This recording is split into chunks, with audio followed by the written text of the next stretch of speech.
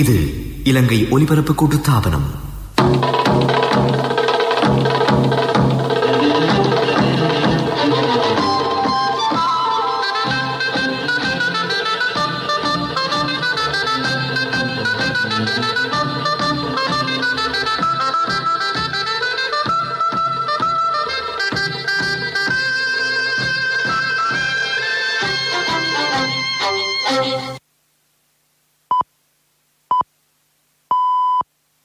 நேரம் 12:45.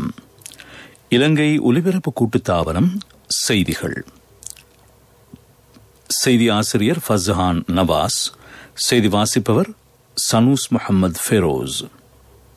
இலங்கைக்கான உத்தேச MCC வேலை திட்டம் கைவிடப்பட்டுள்ளது. சுகாதார வழிகாட்டல்களுக்கு அமைய நத்தார் தின வழிபாடுகளை மேற்கொள்ள அனுமதி வழங்கப்பட்டுள்ளது. பண்டிகை காலத்தில் சுகாதார வழிகாட்டல்களை பின்பற்றுமாறு போலீசார் மக்களுக்கு பணிப்புரை வழங்கியுள்ளார்கள். அம்பாறை மாவட்டத்தின் பல்வேறு பகுதிகள் தனிமைப்படுத்தப்பட்டுள்ளன. அமெரிக்காவில் வீசும் பனிப்புயலினால் 60 மில்லியனுக்கும் அதிகமானோருக்கு பாதிப்புகள் ஏற்படும் சாத்தியம். புதிய வரவு செலவு திட்டத்தின் சவால்களை வெற்றி கொள்வதற்காக பொதுமக்களின் ஒத்துழைப்பு அவசியம் என்று உள்நாட்டு இறைவரை திணைக்களத்தின் முன்னாள் ஆணையாளரும் வரி ஆலோசகருமான பாலசிங்கம் சிவாஜி தெரிவித்துள்ளார். ஏற்றுமதி பன்முகத்தன்மையை ஏற்படுத்தும் புதிய பொருளாதார கொள்கை இம்முறை புதிய வரவு செலவு திட்டத்தை பிரதிபலிப்பதாகவும் அவர் கூறினார். இலங்கை ஒலிபரப்பு கூட்டுத்தாபனத்தில் இன்று காலை இடம்பெற்ற விடியும் வேளை நிகழ்ச்சியில் அவர் இது பற்றி கருத்து வெளியிட்டார். இலங்கைக்கான MCC வேலை திட்டம் இடைநிறுத்தப்பட்டுள்ளது.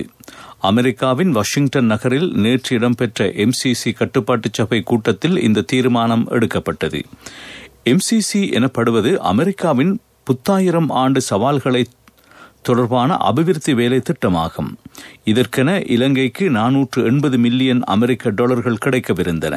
ஆனால் இந்த ஒப்பந்தம் கைச்சாத்திரப்படாமையினால் உரிய நிதியை வழங்கும் நடவடிக்கையை இடைநிறுத்த தீர்மானிக்கப்பட்டுள்ளது. இலங்கையுடனான உத்தேச வேலை திட்டத்தை தொடர்ந்து முன்னெடுப்பது இல்லை என்று MCC பணிப்பாளர் சபை வெளியிட்டுள்ள அறிக்கையில் குறிப்பிடப்பட்டுள்ளது. நத்தார் கால பகுதியில் இடம்பெறும் வழிபாடுகளை சுகாதார பரிந்துரைகளுக்கு அமைய மேற்கொள்வதற்கான வாய்ப்புகள் கிடைக்கும் என்று பேராயர் கார்டினல் மல்கம் ரஞ்சித் ஆண்டகை தெரிவித்துள்ளார். சகல மறை மாவட்டங்களுக்கும் பொருந்தும் வகையில் இது தொடர்பான ஆலோசனை வழங்கப்பட்டுள்ளது. தனிமைப்படுத்தப்படாத பிரதேசங்களில் வழிபாடுகளை மேற்கொள்வதற்கு வரையறைகள் விதிக்கப்பட்டிருப்பதாக பேராயர் தெரிவித்தார். ஒரு வணக்க வழிபாட்டு நிகழ்வில் உயர்ந்தபட்ச அளவில் 50 பேருக்கு மாத்திரமே பங்கேற்க முடியும் என்றும் அவர் கூறினார். இன்று காலை 6 மணியுடன் முடிவடைந்து 24 மணித்தியாலங்களில் தனிமைப்படுத்தல் சட்டத்தை மீறிய 32 பேர் கைது செய்யப்பட்டுள்ளார்கள்.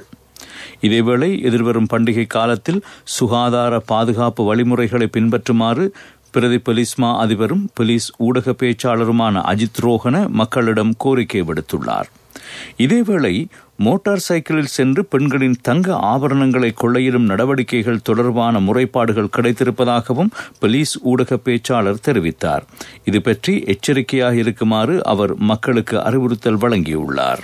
இன்று காலை 6 மணி தொடக்கம் உடனடியாக அமலுக்கு வரும் வகையில் அம்பாறை மாவட்டத்தில் பல்வேறு பகுதிகள் தனிமைப்படுத்தப்பட்டுள்ளதாக கோவிட் வைரஸ் பரவலை தடுக்கும் தேசிய செயற்பாட்டு மத்திய நிலையத்தின் தலைவரும் இராணுவ தளபதியுமான லெப்டினன்ட் ஜெனரல் ஷவேந்திர சில்வா தெரிவித்துள்ளார். அக்கரைப்பற்று போலீஸ் பிரிவுக்குட்பட்ட அக்கரைப்பற்று 5, அக்கரைப்பற்று 14, அக்கரைப்பற்று நகர எல்லைப்பகுதி 3 ஆகிய இடங்கள் தனிமைப்படுத்தப்பட்டுள்ளன. அட்டாளச்சேனை போலீஸ் பிரிவுக்குட்பட்ட பாலமுனை 1, ஒலுவில் 2, அட்டாளச்சேனை 8 ஆகிய பகுதிகளிலும் ஆலையடிவேம்பு போலீஸ் பிரிவில் உள்ள ஆலையடிவேம்பின் 8/1 ஆலையடிவேம்பு, 8/3 ஆலையடிவேம்பு, 9 ஆகிய பகுதிகளும் தனிமைப்படுத்தப்பட்ட பகுதிகளாகும் என்று அறிவிக்கப்பட்டுள்ளது. இதற்கு மேலதிகமாக மொனராகல மாவட்டத்தின் அலுப்பத்த கிராமுத்தியோகத்தர் பிரிவும் தனிமைப்படுத்தப்பட்டுள்ளதாக இராணுவ தளபதி அறிவித்துள்ளார். பல்கலைக்கழகங்களுக்கு மாணவர்களை இணைத்துக் கொள்வது தொடர்பான ஜெட்ஸ்கோ வெட்டுப்புள்ளி பற்றி எழுந்துள்ள அடிப்படை உரிமை மீறல் தொடர்பான மனுக்கள் எதிர்வரும் திங்கட்கிழமை விசாரணைக்காக எடுத்துக் கொள்ளப்பட உள்ளன. பல்கலைக்கழக மானியங்கள் ஆணைக்குழு வெளியிட்டுள்ள அறிக்கையில் இது தொடர்பான விடயம் குறிப்பிடப்பட்டுள்ளது. வெட்டுப்புள்ளிகளுக்கு அமைய பல்கலைக்கழக பொறியியல் மற்றும் பௌதிக விஞ்ஞான பீடங்களுக்கு மாணவர்களை இணைத்துக் கொள்வதற்கான நடவடிக்கைகளை இடைநிறுத்தும் வகையில் தடை உத்தரவை வழங்குமாறு மாணவர்கள் அடிப்படை உரிமை மீறல் வழக்கை தாக்கல் செய்துள்ளார்கள். இந்த மனு எதிர்வரும் 21ஆம் தேதி விசாரணைக்காக எடுத்துக் கொள்ளப்படவிருக்கிறது. நீங்கள் கேட்டுக்கொண்டிருப்பது இலங்கை ஒலிபரப்பு கூட்டுத்தாபனத்தின் செய்திகள். HDFC ஸ்மார்ட் கோல்ஸ் குறுகிய காலத்தில் பெரிய பெரிய டார்கெட்டுகள்.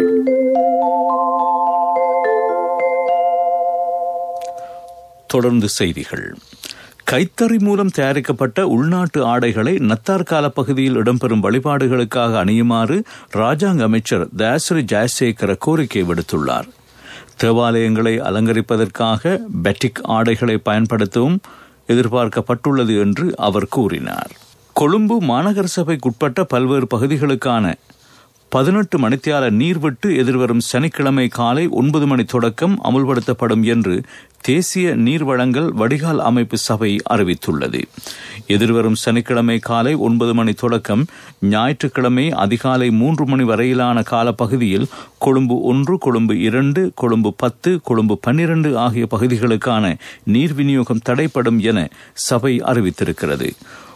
கொழும்பு 3, கொழும்பு 4, கொழும்பு 7, கொழும்பு 8, கொழும்பு 9 ஆகிய பகுதிகளுக்கான நீர் விநியோகம் குறைந்த அழுத்தத்தில் இடம்பெறும் என சபை அறிவித்திருக்கிறது. நாட்டில் மேலும் 616 கொரோனா நோயாளர்கள் அடையாளம் காணப்பட்டுள்ளார்கள். இதில் 5 பேர் வெளிநாடுகளில் இருந்து இலங்கை திரும்பியவர்கள் ஆவர். ஆக கூடுதலான கொரோனா நோயாளர்கள் இந்த காலப்பகுதியில் கொழும்பு மாவட்டத்தில் அடையாளம் காணப்பட்டுள்ளார்கள். இந்த எண்ணிக்கை 266 ஆகும். கம்பஹா மாவட்டத்தில் 94 நோயாளர்களும் கண்டி மாவட்டத்தில் 99 நோயாளர்களும் அடையாளம் காணப்பட்டுள்ளார்கள். நாட்டில் இதுவரை அடையாளம் காணப்பட்ட மொத்த கொரோனா நோயாளர்களின் எண்ணிக்கை 34,737 வரை அதிகரித்துள்ளது. நோய் தொற்றுக்கு உள்ளாகி குணமடைந்த 22,652 பேர் வைத்தியசாலைகளில் இருந்து வீடு திரும்பியிருக்கிறார்கள். இதுவரை 160 கொரோனா மரணங்கள் நிகழ்ந்திருக்கின்றன. மினுவாங்கொட கோவிட் கொத்தனி, பேலியகொட கோவிட் கொத்தனி என்பவற்றின் எண்ணிக்கை 31,666 ஆகும். இதில் 22,244 பேர் முற்றாக குணமடைந்துள்ளார்கள். வெற்றிகரமான சிகிச்சையின் பின்னர் இன்று காலை 785 பேர் வைத்தியசாலைகளில் இருந்து வீடு திரும்பியிருக்கிறார்கள். சுபிட்சத்தின் நோக்கு கொள்கை பிரகடனத்தின் கீழான புதிய அபிவிருத்தி திட்டங்கள் அடுத்த ஆண்டில் கிழக்கு மாகாணத்தில் மேற்கொள்ளப்படவிருக்கின்றன. மக்கள் மயப்படுத்தப்பட்ட பொருளாதாரத்தினை மேம்படுத்துவதை இலக்காக கொண்டு கிழக்கு மாகாணத்தின் அனைத்து வளங்களையும் பயன்படுத்துவது இதன் நோக்கமாகும். சுபிட்சத்தின் நோக்கு கொள்கை பிரகடனத்திற்கு அமைவாக குளங்கள், நீர்ப்பாசனம், விவசாயம், கால்நடை, கடற்றொழில், நன்னீர் மீன் வளர்ப்பு, சிறு கைத்தொழில், ஆடை உற்பத்தி, சுற்றுலாத்துறை உள்ளிட்ட பல்வேறு விடயங்கள் அபிவிருத்தி செய்யப்படவிருக்கின்றன. இது தொடர்பாக ஆராயும் விசேட கூட்டம் கிழக்கு மாகாண ஆளுநர் அனுராதா யகம்பத் தலைமையில் நேற்று மட்டக்களப்பு மாவட்ட செயலகத்தில் இடம்பெற்றது. மட்டக்களப்பு மாவட்ட செயலாளர் கே கருணாகரன் ஏற்பாடு செய்திருந்த இந்த கூட்டத்தில் கிழக்கு மாகாண பிரதம செயலாளர் துசித்த பி வணிகசிங்க, திருகோணமலை மாவட்ட செயலாளர் சமன் தர்ஷன பாண்டிகோரல, அம்பாறை மாவட்ட செயலாளர் DML பண்டாரநாயக் உட்பட பலரும் கலந்து கொண்டார்கள்.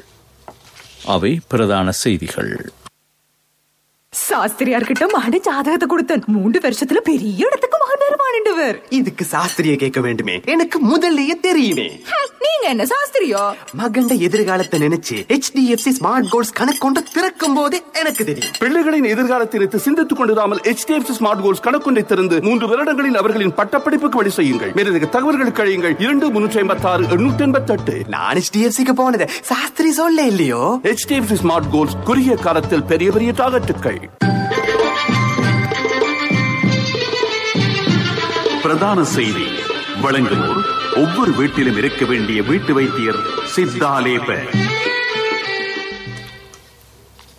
கடலில் எல்லை தாண்டிய மீன்பிடி விவகாரத்தில் இந்திய தரப்பினரே நல்லெண்ணத்தை வெளிப்படுத்த வேண்டும் என்று கடற்றொழில் அமைச்சர் டக்ளஸ் தேவானந்தா தெரிவித்திருக்கிறார். கடந்த திங்கட்கிழமை இலங்கை கடற்பரப்பிற்குள் அத்துமீறி நுழைந்த எல்லை தாண்டி மீன்பிடியில் ஈடுபட்டிருந்த மீனவர்கள் கைது செய்யப்பட்டிருக்கிறார்கள். ஆனால் நல்லெண்ண சமிக்ஞையாக கைது செய்யப்பட்டவர்களை விடுவிக்குமாறு இந்திய மீனவர்கள் சார்பில் கோரிக்கை விடுக்கப்பட்டிருக்கிறது. இலங்கை இந்திய மீனவர்களின் எல்லை தாண்டும் விவகாரம் தொடர்பான பேச்சுவார்த்தை எதிர்வரும் 30ஆம் திகதி இடம்பெறவிருக்கும் நிலையில் இந்த கோரிக்கை விடுக்கப்பட்டிருப்பதாக அமைச்சர் டக்ளஸ் தேவானந்தா தெரிவித்துள்ளார். வவுனியாவில் நேற்று நடைபெற்ற ஊடகவியலாளர் சந்திப்பில் எழுப்பப்பட்ட கேள்வி ஒன்றுக்கு அமைச்சர் பதிலளித்தார்.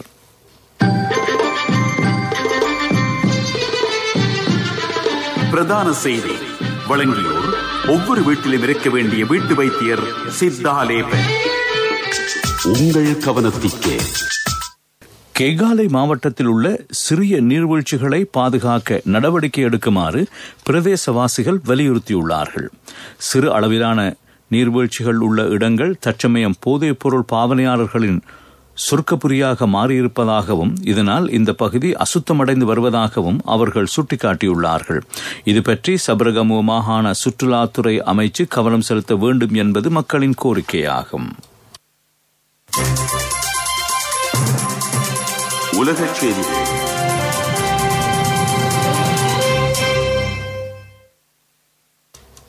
அமெரிக்காவின் பல்வேறு பகுதிகளிலும் பனிப்புயல் நிலவுவதாக சர்வதேச ஊடகங்கள் செய்தி வெளியிட்டுள்ளன. தற்சமயம் வீசி வரும் பனிப்புயலினால் அமெரிக்காவின் கிழக்கு கரையில் வாழும் 60 மில்லியனுக்கும் அதிகமானோர் பாதிக்கப்பட்டுள்ளார்கள். இதனால் 14 மாவட்டங்களின் செயற்பாடுகள் ஸ்தம்பிதம் அடையும் நிலை ஏற்பட்டுள்ளது. சில பகுதிகளில் 2 மீட்டர் உயரத்திற்கு பனி தேங்கி நிற்கும் நிலையும் ஏற்பட்டிருக்கிறது. பனிப்புயலை கடுமையான ஒரு விடயமாக கருதுமாறு நியூயார்க் நகர மேயர் பில் கிளாசியோ நகரவாசிகளிடம் கோரிக்கை விடுத்துள்ளார். அபிவிருத்தி செய்திகள்.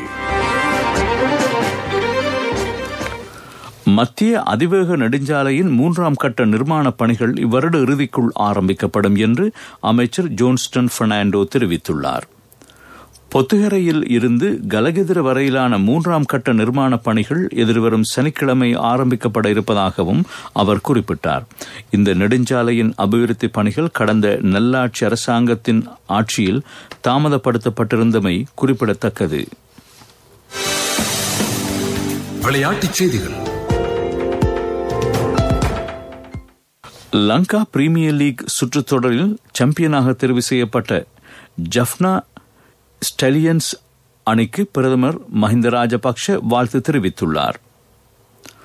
கோல் கிளாடியேட்டர்ஸ் அணியை 53 ஓட்டங்களால் தோற்கடித்ததன் மூலம் முதல் தடவையாக இடம்பெற்ற Lanka premier league சுற்றுத்தொடரில் Jaffna Stallions அணி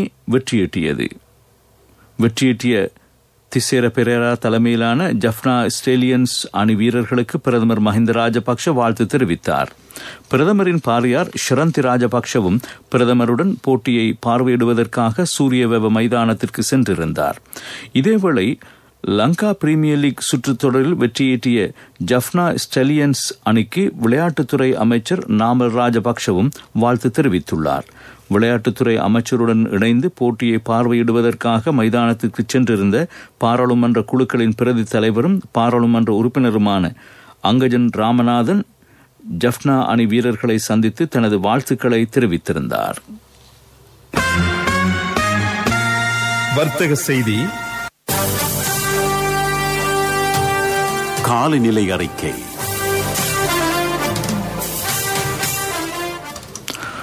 நாட்டில் வடக்கு கிழக்கு பருவப்பெயர்ச்சி காலநிலை படிப்படியாக உருவாகி வருவதாக வளிமண்டலவியல் திணைக்களம் அறிவித்துள்ளது. இதனால் வடக்கு கிழக்கு வடமத்திய மாகாணங்களிலும் மாத்தளை மாவட்டத்திலும் இடைக்கிடையே மழை பெய்யலாம். மேல் சபரகமுவ மாகாணங்களிலும் காலி மாத்தறை மாவட்டங்களிலும் இன்று பிற்பகல் 2 மணிக்கு பின்னர் மழை பெய்யும் சாத்தியம் காணப்படுகிறது. மேல் சபரகமுவ மத்திய ஊவ மாகாணங்களிலும் காலி மாத்தறை மாவட்டங்களிலும் நாளை காலை வேளையில் பனிமூட்டமான காலநிலை நிலவும் என்று திணைக்களம் அறிவித்துள்ளது. மீண்டும் தலைப்புச் செய்திகள். இலங்கைக்கான உத்தேச MCC வேலை திட்டம் கைவிடப்பட்டுள்ளது. சுகாதார வழிகாட்டல்களுக்கு அமைய நத்தார் தின வழிபாடுகளை மேற்கொள்ள அனுமதி வழங்கப்பட்டுள்ளது. பண்டிகை காலத்தில் சுகாதார வழிகாட்டல்களை பின்பற்றுமாறு போலீசார் மக்களுக்கு பணிப்புரை வழங்கியுள்ளார்கள். அம்பாறை மாவட்டத்தின் பல்வேறு பகுதிகள் தனிமைப்படுத்தப்பட்டுள்ளன. அமெரிக்காவில் வீசும் பனிப்புயலினால் 60 மில்லியனுக்கும் அதிகமானோருக்கு பாதிப்புகள் ஏற்படும் சாத்தியம். இத்துடன் செய்திகள் முடிவடைந்தன.